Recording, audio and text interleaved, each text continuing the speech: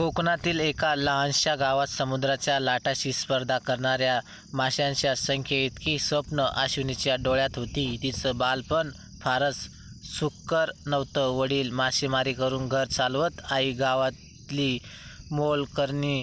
अश्विनी तिनं भावंडांमध्ये मोठी, पण जबाबदारीने लहान वाटायची, कारण लहान वयातच तिला कुटुंबासाठी मोठं व्हावं लागलं होते. गावात एकच शाळा होती, तीही पावसाळ्यात नेहमी वेळ बंद. पण अश्विनीचं शिक्षणाप्रती प्रेम अफाट होतं. आईने शिकवायला लावलं, पण पुस्तक विकत घेण्यासाठी पैसे नव्हते. ती वाचलेली पुस्तक पुन्हा पुन्हा वाचायची.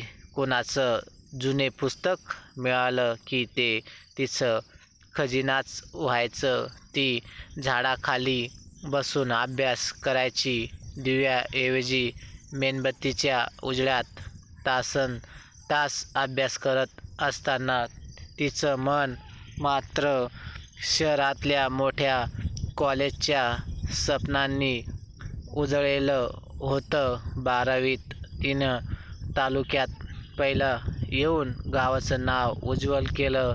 तिला शिष्यवृत्ती मिळाली आणि ती मुंबईला गेली. सुरुवातीचे दिवस फार कठीण होते. तिने घरामध्ये डबे धुण्याचं दुकानात काम केलं.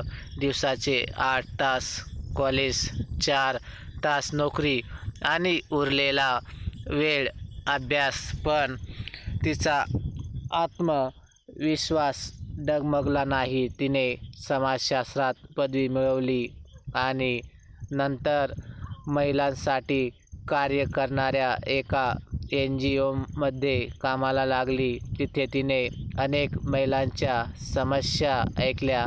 घरगुती हिंसाचार, शिक्षणाचा अनुभव, आर्थिक अडचणी. अश्विनीने ठरवलं, मी बदल घडवणार. ती गावोगाव जाऊन महिलांना शिकवू लागली.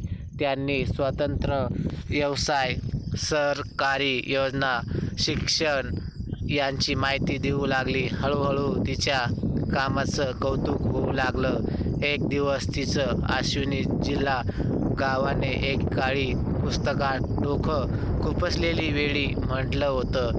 तिचं एक जिल्हा महिला सशक्तीकरण योजनेची प्रमुख बनली. अश्विनीने एका मुलीचे वसतिगृहाची स्थापना केली, जिथे गरीब घराण्यातील मुली राहू शकतात, शिकू शकतात आणि मोठं स्वप्न पाहू शकतात. आज ती वसतिगृह 300पेक्षा अधिक मुलींचं आयुष्य उजळतो.